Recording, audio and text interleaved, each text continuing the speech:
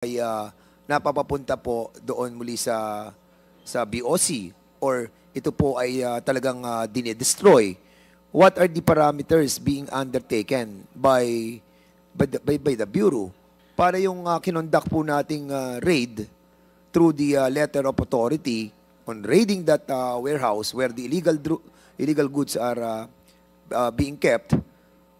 Anong assurance ng taong bayan na hindi po ito bumabalik doon sa black market, kumbaga, sa mga suki buyer na pinalusot? Kasi usually, 'di ba, katulad nung sinasabi natin sa mga illegal drugs na 'yan, 'di ba? Minsan hindi naman talaga sinusunog lahat eh.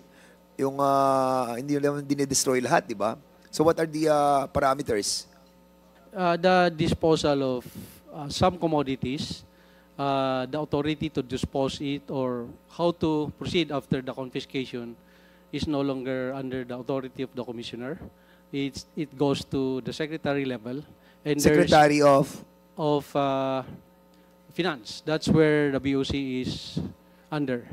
So for like perishable items, talagang let's say sibuyas, nabulok na yan doon sa pier, pinoprocess pa yung disposal niyan. So there's specific parameters of how these commodities are being disposed of. But for the recyclable, let's say for the cigarette, hindi mo yan basta-basta lang itapon kasi yung shelf life time niyan is mahaba. So even the highest government, meron siyang power to address how these confiscated commodities are to be disposed of. Mr. So Chair, hindi lang talaga commissioner lang, Your Honor. So dito sa mga raids that are being or were being conducted noon before, meron na bang naging successful yung mga kinasuhan natin? Kasi in the first place, dapat, di ba, kung nag-grade tayo, tapos na-confiscate natin yung mga illegal goods sa isang warehouse.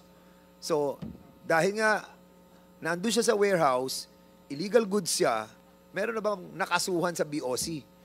Because nakalusot eh. Lumabas eh. Nakarating sa warehouse eh. And we have numerous, marami tayong mga raids that were conducted that was issued by the commissioner ng letter of authority para mag-search ng mga illegal commodities. So, nakita natin, napatunayan natin na maraming mga illegal goods. So, meron bang kinasuhan sa BOC because of that? Sige, sir. Your Honors, during my time, the biggest, let's say, success the BOC has achieved was the payment of 33 billion pesos to the Philippine government as a result of our raid. Commissioner, yung tinatanong ko po, kung merong kinasuhan sa BOC, kasi nakalusot eh. Halimbawa, Yes, sir. kotse, Yes, sir. nakalusot. May kinasuhan po ba? Yes, sir. Yung Mighty Cigarette, we raided that, we filed a case, and they settled to pay the government 33 billion pesos. That's the biggest during my time. Aside from that, kasi siguro we need to find out, no? During your time, during ng mga BOC natin, na commissioner, Mr. Chairman, siguro alamin po natin kung ilan po yung inisyo nilang letter of authority or yung mga kinonduct nilang mga search at mga raids. Tapos makita natin, ilang successful raids po doon, ang nagkaroon ng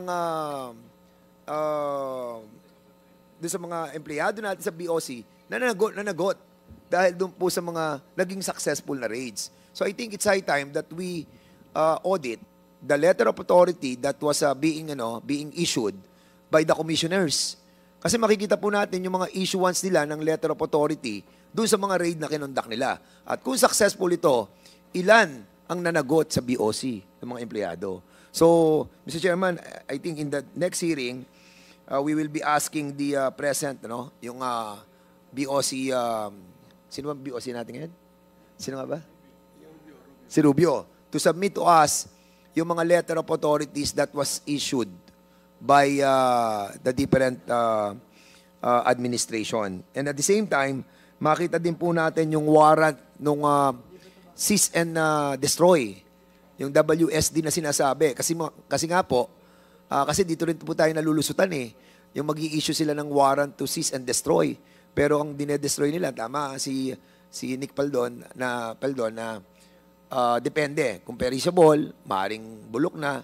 Pero yung mga hindi, yung mga dinedestroy ba nila, talagang 100% dinedestroy nila? Yun ang gusto natin malaman. Kung naglilinis na rin lang tayo sa gobyerno, linisin na po natin lahat. So, yun lamang po, Mr. Chair. Mr. Chair. Balik na po natin kay Chairman Thank Ace. you, Congressman Fernandez. Yes, Congressman Abante. I just would like to continue on asking the question on the TARA, no? Sapagkat, Luca, we have been talking about the TARA system nung pang isa eh. Pero hanggat pinag-uusapan natin yan, at hindi natin talaga natutukoy yan para hihinto yan, wala rin kwenta ito pinag-uusapan natin. So gusto kong kausapin, yung pagkatapos ng Commissioner Peldon, si Commissioner La Peña, di ba? So, Commissioner La Peña, nung panahon mo, meron pa rin TARA system. Thank you, Your Honor. Mr. Chairman. Yes, there was. In fact, before I assumed as the Commissioner of Customs, Pakitapit po yung microphone.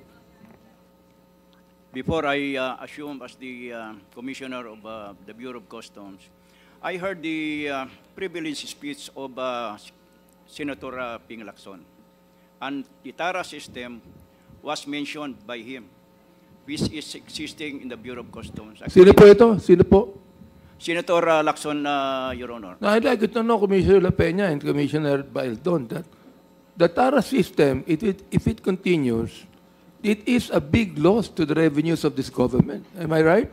That's right, Your Honor. So, In fact, what happened in your own turf? yeah, in my time, what I did was, of course, that's one basis ng aking action, plan of action in the Bureau of Customs. But among others, I met the Association of Importers and talked to them kung ano ba yung mga problema nila. And that is one of those mentioned.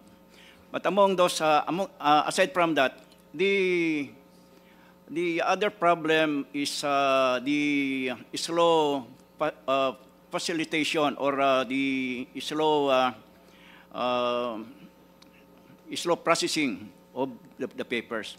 In fact, it's because of the slow processing of the papers that the importer go to those people who processes their documents, and their goods or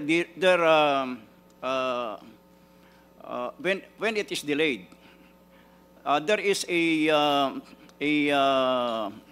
penalty, which is called yung dimurahe, which is 10,000 per day. Ang dimurahe niyan, Your Honor, Mr. Chairman. That's why yung mga importers talagang bumibigay, even without asking. The TARA system actually is a facilitation fee, na kung nagbigay ka, aalalayan yung iyong goods. That's why what I did as a solution is after talking with all concerned, number one is I acted on the AMO, Accreditation Management Office, because that is the first place where corruption happens. Pero Commissioner Peña, nung panahon ninyo, andun pa rin yung classification ng red lane, ng green lane, andun pa rin. There was, Your Honor. But you did not do anything to remove it, did you? Well, actually, Your Honor, it's necessary. The green lane has to be resorted to because kung hindi mo isi-segregate yung mga cleared na, mahaba yung pila ng mga container van na yan, container truck. Magkakaroon ng ng traffic in the process. That's why So what's the difference between the red lane and the green lane? the green lane is cleared already, Your Honor. The red lane, these are the one that is subjected to a more strict scrutiny, passing through the X-ray. Tama po yung sinabi ni Mark Taguba na pag nasa green lane ka, hindi na binubuksan yung container, hindi na masyadong ina-examine yan. Yan ay talagang diretsyo na, ganun po ba? That's right, Your Honor. Therefore, talagang hindi mawawala ang korupsyon, Commissioner La Peña, because of that. Am I right? Yeah,